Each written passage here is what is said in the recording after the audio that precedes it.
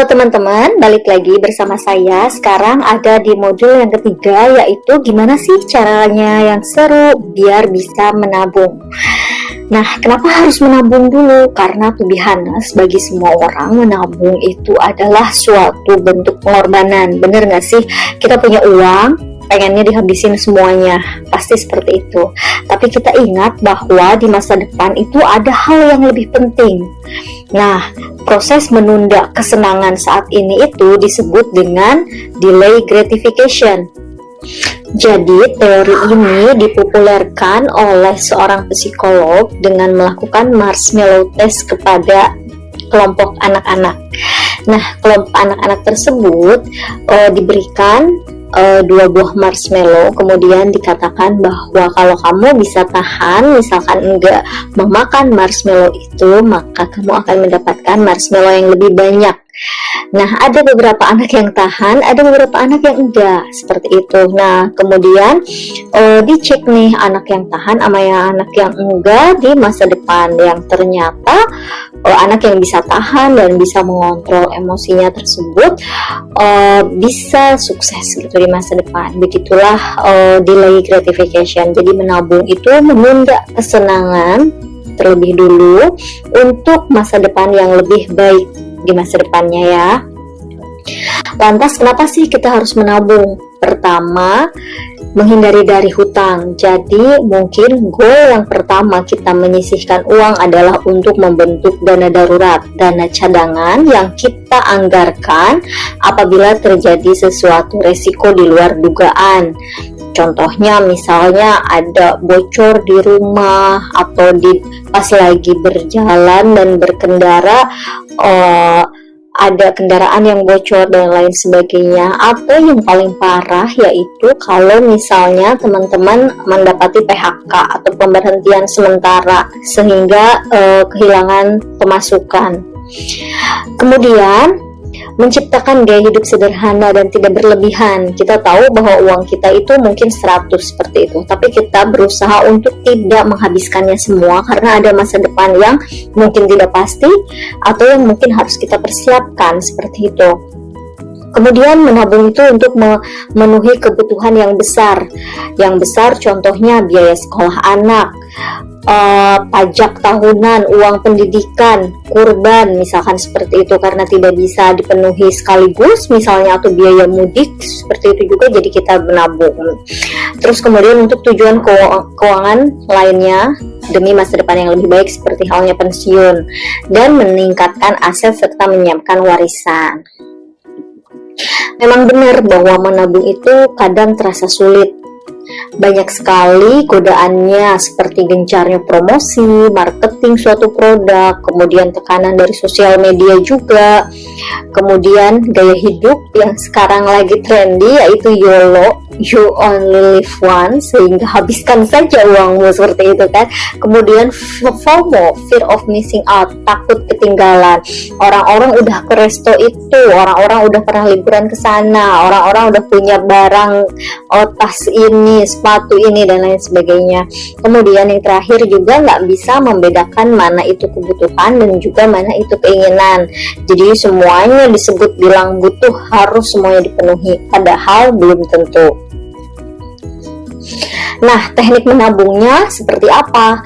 Jadi seperti yang dijelaskan di bab sebelumnya, bahwa porsi menabung itu selalu dimasukkan ke dalam budget ya. Jangan pernah menabung dari sisa. Jadi dieksekusi di awal, anggap itu adalah sesuatu yang wajib. Buat teman-teman yang baru ingin memulai menabung, boleh banget untuk memanfaatkan fitur auto transfer atau auto invest di banknya teman-teman.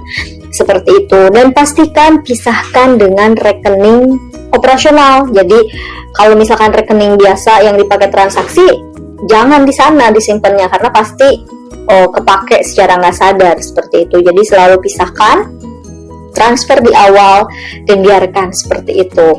Nah, kalau lebih bagus lagi, sekarang itu ada banget bank-bank digital yang udah memprovide fitur Gold Wallet seperti ini. Jadi bikin auto transfer untuk suatu tujuan tertentu, misalnya untuk liburan, untuk sekolah anak dan lain sebagainya. Habis itu beri tenggat waktu supaya lebih semangat, misalkan nabung selama setahun untuk liburan, seperti itu. Nah, jangan pernah menabung dari sisa karena biasanya nggak ada komitmen, selalu sisihkan di awal. Kalau misalnya yang tadi itu yang rutin, menabung yang rutin, bisa juga sebenarnya teman-teman menabung dengan cara harian maupun mingguan. Nah, misalnya nih teman-teman bisa berhemat dari pos makanan, ternyata ada sisa hariannya atau mingguannya, boleh itu pun dijadikan tabungan atau sebagai dana insidentil. Jadi misalkan dana kalau pas lagi ada sesuatu dibutuhkan, bisa ambil dari sisa-sisa itu. Nah, di Printable Investing Mom, teman-teman juga bisa akses nih. Jadi ada saving challenge, kalau misalnya udah pernah nabung bisa langsung diwarnain seperti ini. Atau juga ada tantangan no spend day. Jadi dalam 1 bulan, dari tanggal 1 sampai dengan 31, ada hari apa sih yang kita nggak keluar uang sama sekali, kayak gitu. Atau juga bisa juga menabung melalui aplikasi. Contohnya misalkan menabung berdasarkan tujuan tertentu, dana darurat. Maka kita target nih by date, dengan target di bulan dan tanggal berapa kita harus mencapai amount tertentu. Ataupun bisa juga kita targetnya berdasarkan monthly spending. Jadi needed for spending. Misalkan kita untuk liburan itu kita butuh 20 juta misalkan, kita harus ngumpulin selama 6 bulan 20 juta itu, sehingga pas di akhir tahun kita dapat dana liburan. Jadi needednya tuh berapa gitu secara nominal. Jadi bisa menabungnya itu bisa berdasarkan tenggat waktu, target waktu, maupun berdasarkan nominal tertentu. Nah, mengumpulkan dana darurat itu prioritas banget. Banyak orang yang kurang menyadari pentingnya dana darurat, sehingga ketika sesuatu terjadi di luar dugaan kita atau sesuatu yang tidak diinginkan, karena tidak punya backup, maka jalan ninjanya jadi apa? Jadinya berhutang kayak gini. Jadinya kayak lingkaran setan. Gajinya habis dipakai bayar hutang, gak bisa nabung, terus tiba-tiba keadaan darurat lagi karena gak punya tabungan, gak punya dana cadangan, utang lagi, terus gajinya habis lagi bayar utang. Seperti itu, seperti infinity loop. Tapi kalau sekalinya misalkan teman-teman udah keluar dari sini, itu bagaikan suatu achievement yang sangat baik ya.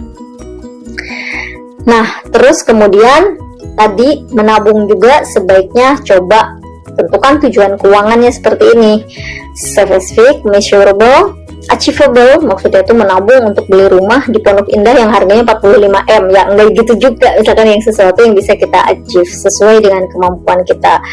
Reliable, time bound, jadi ada jangka waktunya. Nih contohnya, aku akan menabung untuk liburan ke Bali 20 juta, maka per bulan mengumpulkan seenggaknya itu 1,7 selama 12 bulan. Atau menabung tabungan haji selama 2 tahun, target dananya itu 25 juta, maka per bulan nabungnya 1,25 juta.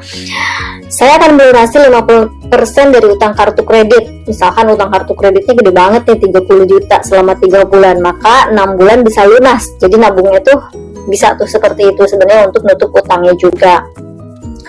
Nah, setelah dana darurat apa? Tentukan tujuannya. Jadi nabung itu sebenarnya teman-teman nggak mesti harus di tabungan, tapi konsep nabung atau kita sering sebut dengan strategi investasi dollar cost averaging, maksudnya tuh nabung rutin setiap bulan, bisa dilakukan untuk membeli emas, misalkan nabung emas.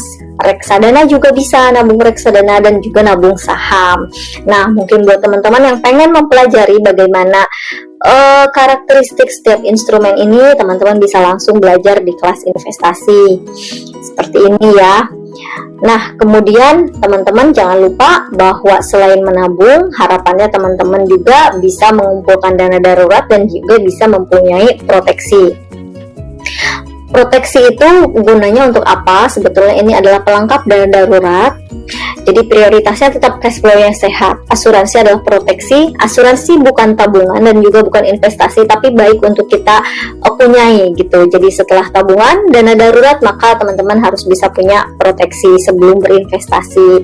Buat yang single, yang wajib itu adalah asuransi kesehatan. Baik untuk anak kita yang masih kecil, bayi pun sebaiknya punya asuransi kesehatan, minimalnya BPJS. Kalau punya asuransi kesehatan dari kantor misalnya, bisa langsung didaftarkan gitu kan ke pihak personalia atau ke pihak HRD, biasanya setor akta kelahiran dan juga kartu keluarga yang baru.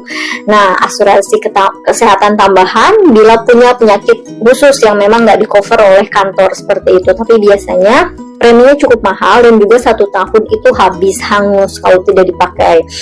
Nah, asuransi jiwa bila teman-teman yang single ini punya tanggungan.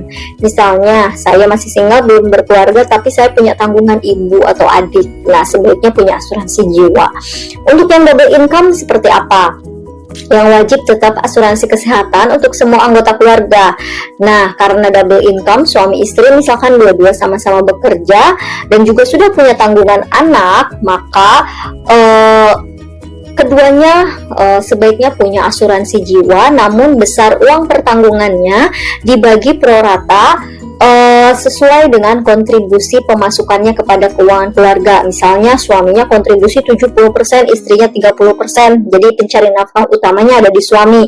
Itu bisa. Jadi UP-nya dibagi 2, tetap dua-duanya mempunyai asuransi jiwa. Atau misalnya suaminya 90%, istrinya hanya kontribusi 10% aja pada keekonomi atau pada keuangan keluarga, maka sebetulnya cukup suami aja karena di sana kan udah dominan tuh sebagai pencari nafkah utama. Tapi kalau 50-50 bagaimana? Nah, sebaiknya punya UP yang balance kayak gitu. Jadi karena kalau misalkan ada apa-apa sama istrinya, anaknya bisa punya uang pertanggungan dari sang ibu seperti itu. Nah, kalau keluarga yang single income ini sama tadi, karena ada satu pencari nafkah utamanya, lebih baik pencari nafkah utamanya yang ditanggung sebagai tertanggung asuransi jiwanya. Sehingga kalau ada apa-apa sama sang pencari nafkah utama, anak-anak masih bisa melanjutkan sekolah dengan normal seperti itu sampai dengan anak-anak bisa mandiri. Apakah istri atau istri bisa mempunyai asuransi jiwa kalau tidak bekerja? Sebaiknya kalau tidak ada tanggungan, tidak memerlukan asuransi jiwa seperti itu. Nah, teman-teman, ini slide terakhir saya. Suatu mimpi kalau nggak pernah ditulis itu ya hanya akan sekedar mimpi, tapi yuk coba kita tulis, breakdown menjadi suatu goal yang di breakdown lagi ke dalam langkah-langkah yang nyata akan menjadi suatu plan, rencana. Nah, plan yang dilakukan secara nyata dengan aksi nyata akan membuat mimpimu jadi kenyataan. So don't stop dreaming, but put your dream into your realizable action. Sampai jumpa di video selanjutnya.